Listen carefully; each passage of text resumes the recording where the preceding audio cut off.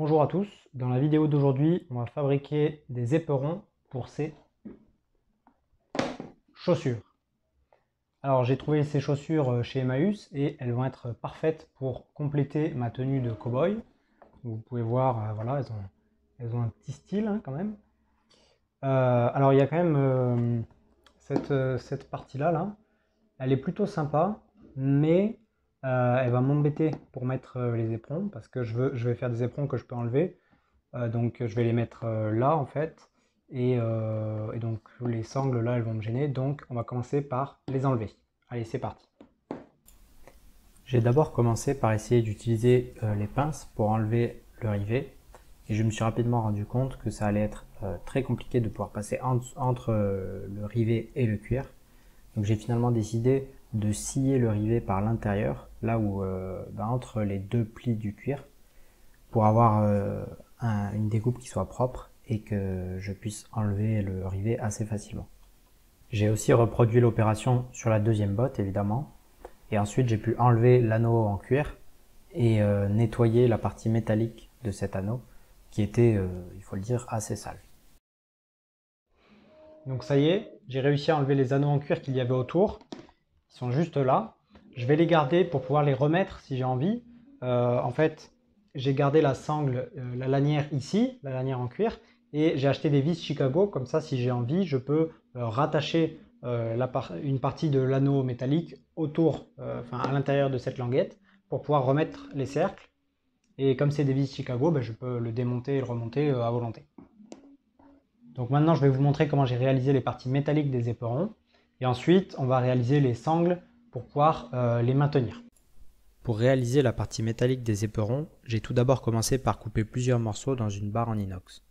2 grands morceaux pour faire la partie principale de l'éperon et 4 petits pour pouvoir tenir les disques à l'arrière. J'ai ensuite adouci tous les bords pour éviter de me couper et puis pour avoir quelque chose de plus propre. J'ai ensuite percé le trou d'axe dans les 4 morceaux en même temps. Cela va me permettre de les avoir à peu près tous identiques. De même, j'ai ensuite arrondi les bords de ces 4 morceaux en même temps, toujours pour les mêmes raisons. Pour faire les fentes pour laisser passer les sangles des éperons, j'ai commencé par faire plusieurs trous les uns à côté des autres, et ensuite je les ai rejoints en disquant à la Dremel. C'est pas le plus évident parce que le disque de Dremel s'use très vite sur de l'acier inox comme ça, mais j'avais pas vraiment d'autre solution. J'ai ensuite plié les 2 grands morceaux pour essayer de les arrondir pour leur donner la forme de l'arrière du pied, mais il aurait fallu que j'utilise un moule parce que là c'est impossible de faire un pliage bien régulier dans l'arrondi. Donc ça rend pas forcément parfaitement arrondi, mais bon, on va dire que ça fait le travail quand même.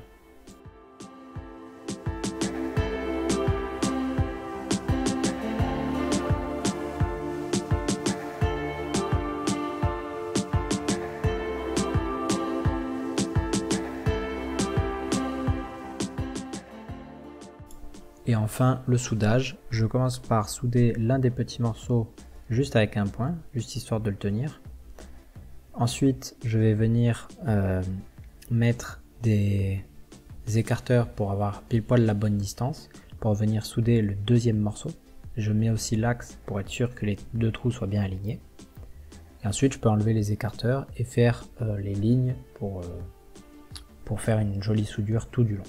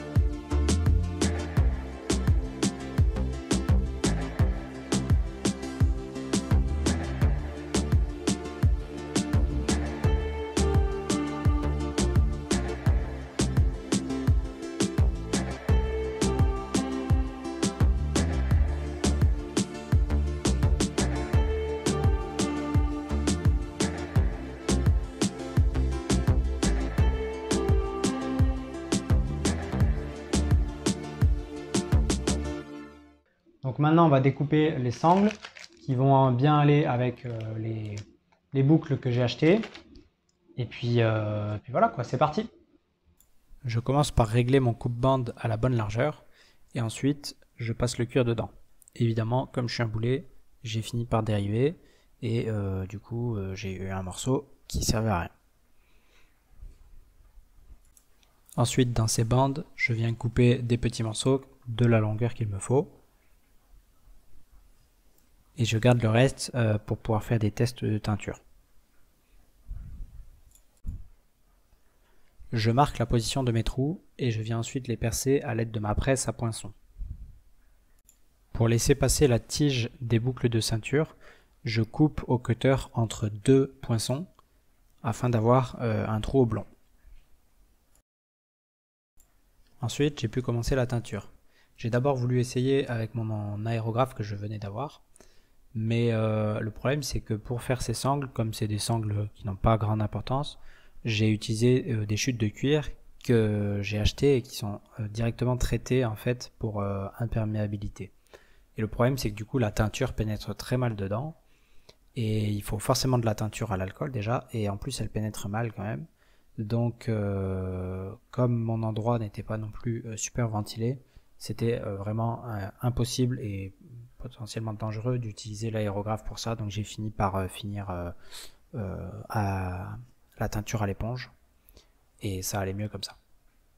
Maintenant qu'ils sont teints, on va faire quelques petites finitions dessus. Donc on va rajouter une patine pour essayer de foncir un petit peu la couleur et ensuite on mettra un petit peu d'huile de bœuf pour assouplir le tout, le rendre un petit peu plus lumineux, etc., moins terne, et un produit de finition. Et ensuite on pourra attacher le tout avec des rivets.